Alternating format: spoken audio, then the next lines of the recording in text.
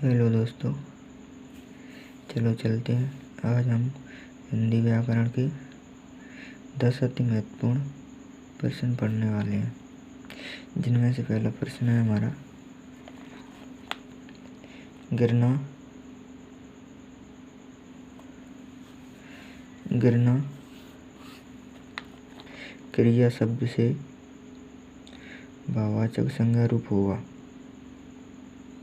जिनमें से हमारा पहला ऑप्शन है गिरावट, दूसरा है गिरात्व, तीसरा है गिराया, चौथा है इनमें से कोई नहीं। चलो दोस्तों बताओ इनमें से कौन सा ऑप्शन होगा सही। जिनमें से हमारा ऑप्शन सही होगा पहला गिरावट, जिसका हम स्पष्टीकरण करेंगे। गिरना क्रिया शब्द का भाववाचक संज्ञा रूप गिरावट होगा। चलो हम दूसरा क्वेश्चन पढ़ते हैं। देव शब्द का भाववाचक संज्ञा शब्द होगा, जिसका ऑप्शन है पहला है देवी, दूसरा है देवत्व, तीसरा है देवता, चौथा है उपरोक्त में से कोई नहीं। चलो बताओ दोस्तों इनमें से कौन सा सही है। देव शब्द का भाववाचक संज्ञा शब्द होगा, कौन सा होगा। इनमें से हमारा दूसरा ऑप्शन सही है देवत्व। कौन सा सही है, देवत्व। स्पष्टीकरण करेंगे इसका। देव जातिवाचक संज्ञा शब्द का भाववाचक संज्ञा शब्द देवत्व होगा। स्पष्टीकरण है इसका। देव जातिवाचक संज्ञा शब्द का भाववाचक संज्ञा शब्द देवत्व होगा। ठीक है, चलो हम तीसरा क्वेश्चन पढ़ते हैं।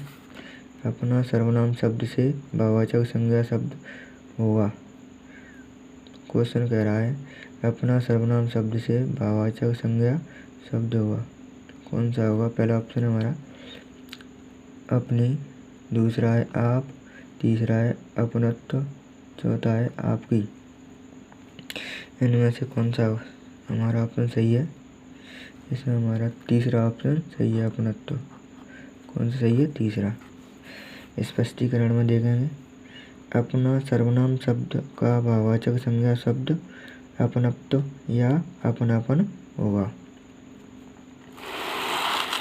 चलो हम चौथा क्वेश्चन पढ़ते हैं। गहरा विशेषण शब्द से भाववाचक संज्ञा शब्द होगा। क्वेश्चन कह रहा है हमारा चौथा, गहरा विशेषण शब्द से भाववाचक संज्ञा शब्द होगा। पहला ऑप्शन है गहरे, दूसरा है गहराई, तीसरा है खाई, चौथा है उपरोक्त में से कोई नहीं। तो इनमें से कौन सा ऑप्शन हमारा सही है। इसमें से हमारा दूसरा ऑप्शन सही है। इसका स्पष्टीकरण करेंगे। गहरा विशेषण शब्द का भाववाचक संज्ञा शब्द गहराई होगा। क्या होगा, गहरा विशेषण शब्द का भाववाचक संज्ञा शब्द गहराई होगा। ठीक है दोस्तों, चलो हम पांचवा क्वेश्चन पढ़ते हैं। पांचवा क्वेश्चन है मम सर्वनाम शब्द का भाववाचक रूप होगा। मम सर्वनाम शब्द का भाववाचक रूप होगा। पहला ऑप्शन है हमारा मेरा, दूसरा है मुझे, तीसरा है ममता, चौथा है मैं। इनमें से कौन सा ऑप्शन हमारा सही है। तो इनमें से हमारा तीसरा ऑप्शन सही है। कौन सा होगा, ममता। स्पष्टीकरण में देखेंगे हम। मम सर्वनाम शब्द का भाववाचक रूप ममता या ममत्व होगा।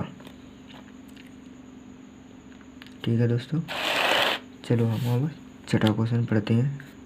छठा क्वेश्चन है हमारा इनमें से जातिवाचक संज्ञा से बनी भाववाचक संज्ञा कौन सी है। इनमें से हमें बतानी है जातिवाचक संज्ञा से बनी भाववाचक संज्ञा कौन सी है। जातिवाचक से बनी संज्ञा भाववाचक संज्ञा कौन सी है। पहला ऑप्शन हमारा देवत्व, दूसरा है मित्रता, तीसरा है सेवा, चौथा है उपरोक्त में से सभी। तो हमारा ऑप्शन कौन सा सही है इनमें से? इनमें से हमारा उपरोक्त सभी होगा।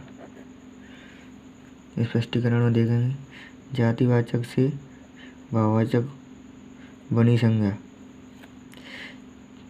देवते कौन सी बनेगी? देवत्व। मित्रते कौन सी बनेगी? मित्रता या मित्रत्व। सेवक से कौन सी बनेगी? सेवा। ओके दोस्तों, चलो आगे चलते हैं।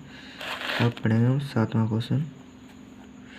निम्नलिखित में से किस विकल्प में भाववाचक संज्ञा है? इस क्वेश्चन में हमें बतानी है निम्नलिखित में से किस विकल्प में भाववाचक संज्ञा है। भाववाचक संज्ञा बतानी है। तो पहला ऑप्शन हमारा बढ़ापा, दूसरा है जवानी, तीसरा है लड़ाई, चौथा है उपरोक्त सभी।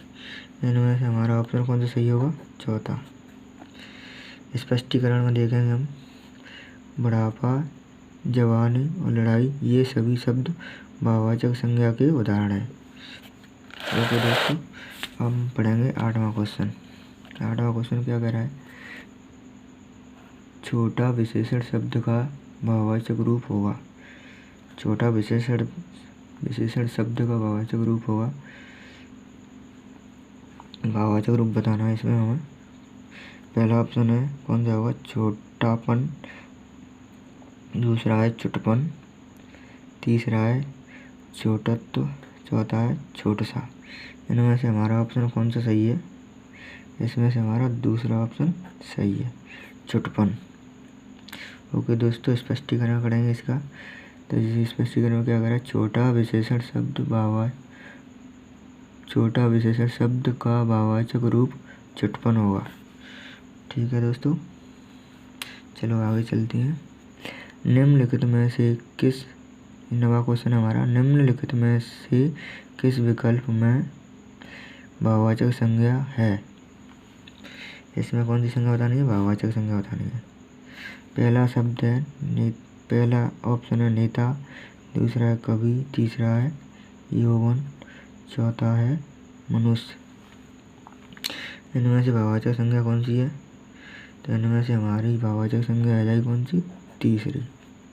तीसरा ऑप्शन इसमें सही है। कौन सा ऑप्शन सही है? तीसरा। और स्पष्टीकरण में देखेंगे, जातिवाचक शब्द युवक या युवा से बनी भाववाचक संज्ञा यौवन होगी। ओके दोस्तों, चलो आगे चलते हैं। अब हम 10वां क्वेश्चन देखते हैं। 10वां क्वेश्चन क्या कह रहा है? गन्ने से बहुत मिठास है, रेखांकित शब्द से कौन सी संज्ञा है? रेखांकित शब्द कौन सा है? मिठास। इसमें रेखांकित शब्द से कौन सी संज्ञा पूछ रहा है। इसमें कौन सी संज्ञा है? पहला ऑप्शन है कौन सा?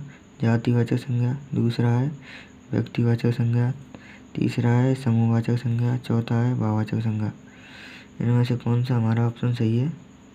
इसमें हमारा चौथा ऑप्शन सही है, भाववाचक संज्ञा। ओके दोस्तों, स्पष्टीकरण देखेंगे। स्पष्टीकरण, मीठा विशेषण शब्द से बनी भाववाचक संज्ञा मिठास होगी। ओके दोस्तों, ठीक।